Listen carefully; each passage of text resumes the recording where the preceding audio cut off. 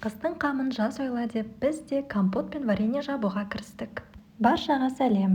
Бауда қызарып піскен үйдің өрігінен бүгін өрік тосабын жасаймыз. Дұрыс стерилизациялау, вареньені дұрыс әзірлеу және де банканы қалай дұрыс жабу керек. Барлық қыр-сырымен бөлісетін боламын.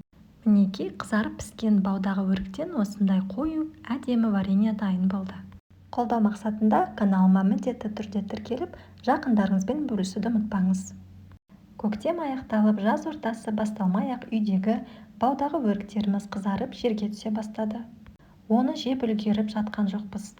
Сондықтан өрік шірмей жатып, варенье жасап алайық деп әрекет жасадық. Биыл өрік ағашымыз жемісін майда кішкентай құрт сияқты етіп салды.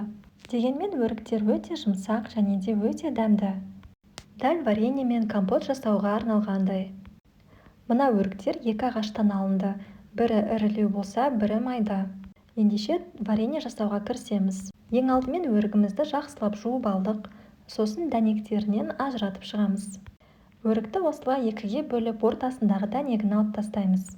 Дәнекті тастап жібермейміз, далаға кептіріп қойсаңыздар, кейін шағып жеуге болады. Тұзбен қызартып қуырып жесеңіз де болады. Немесе дәл осы вареньеге де дәнегін шағып қосуға да болады.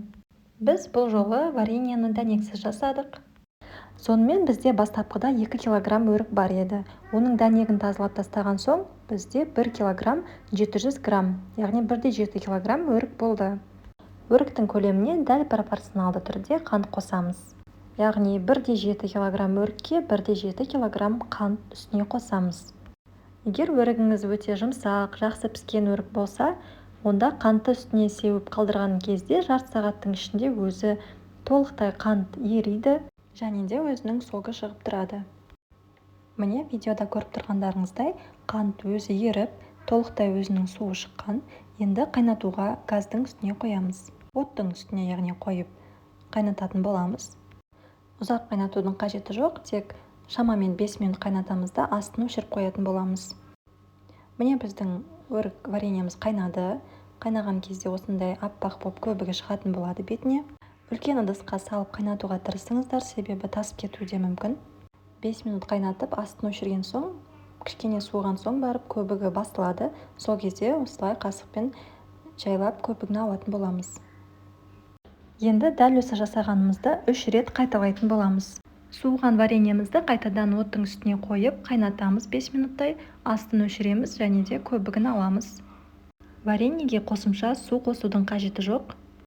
Өріктің өзінің суы шығып, осындай әр қайнатқан сайын қоюлана түсетін болады. Варенье жаппас бұрын алдымен осындай банкаларымызды шығарып алып, жақсылап жуып алуымыз керек. Жақсылап жуып, 2-3 рет шаямыз. Сосын төңкеріп қоямыз. Варенье жапқанға осындай кішкентай 1 литрлік банкілер ыңғайлы. Біздің өрік вареньеміздің көлемі көп емес, сондықтан 1 литрлік 3 банка жетеді және 3 қақпақ аламыз. Стерилизация үшін бетіне қайнаған су құйып қоямыз. Және де жуылған банкаларымызды да стерилизация жасаймыз. Ол үшін қайнап тұрған су бар шәугімнің үстіне банкамызды ыңғайлы етіп орналастырамыз. Бізде шәугімнің аузы үлкен болғандықтан, осындай үстіне жалпақ терканы орналастырып, сол арқылы банка құламайтындай етіп орналастырдық. 3 банкамызды да осылай кезек-кезек жасап шығамыз. Банкамызды алып қоямыз. Варенье құюға ыңғайлы болу үшін воронкамызды саламыз банканың үстіне. Сөйтіп, босаған шәугімнің үстіне келесі банкамызды стерилизациялауға қойып қоямыз. 3 рет қайнатылған, қоюланған ыстық вареньемізді банкіге құямыз.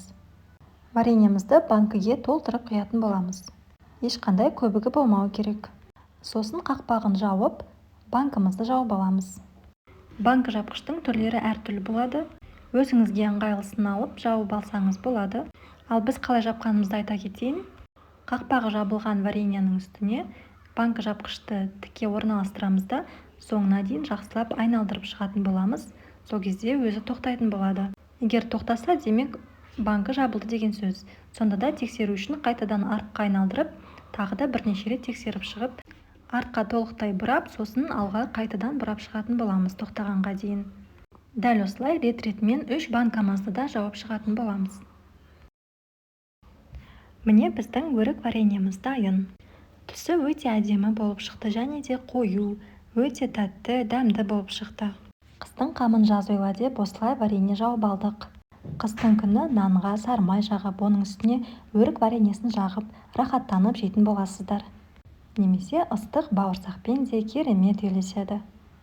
Ал сіздер биыл банка жауып үлгердіңіздер ме? Және де қандай әдіспен жабасыздар? Сол туралы комментарий бөліміне пікір қалдырыңыз. Егер рецепт ұнаған болса, каналыма тіркеліп, жақындарыңызбен бөлісуді ұмытпаңыздар. Келесі кездескенше сау болыңыз.